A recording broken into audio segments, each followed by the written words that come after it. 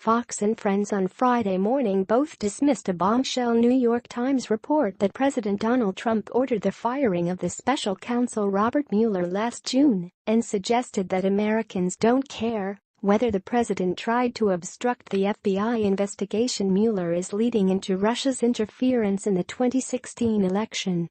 The president called the report fake news on Friday morning. "Fake news, folks," Trump told reporters in Davos, Switzerland, where he is attending the World Economic Forum. Fake news. A typical New York Times fake story. The Fox and Friends hosts quoted the president, cast doubt on the quality of the Times sources, and suggested that the reporting that Trump pressured his aides to fire Mueller was unimportant. Speaking of typical New York Times, you look in the first paragraph, all of this reporting based on 4 people who are told of the matter, said Pete Hegseth, one of the hosts, adding that the story screams of a leak from the special counsel.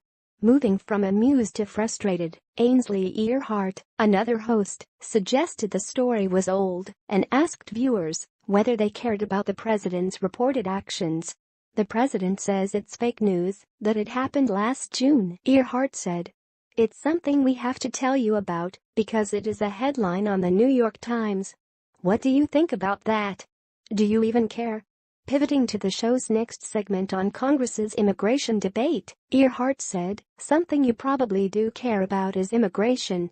Just after the Times story broke on Thursday night, other Fox News hosts also dismissed and attempted to discredit it.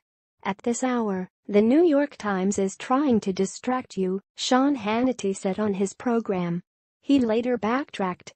"So we have sources tonight just confirming to Ed Henry that maybe Donald Trump wanted to fire the special counsel for conflict," he said, referring to the Fox News correspondent who had published a story describing a source as confirming some of the details in the Times article. "Does he not have the right to raise those questions?" Hannity said. "We'll deal with this tomorrow night." Hannity then quickly cut to a police car chase in Arizona.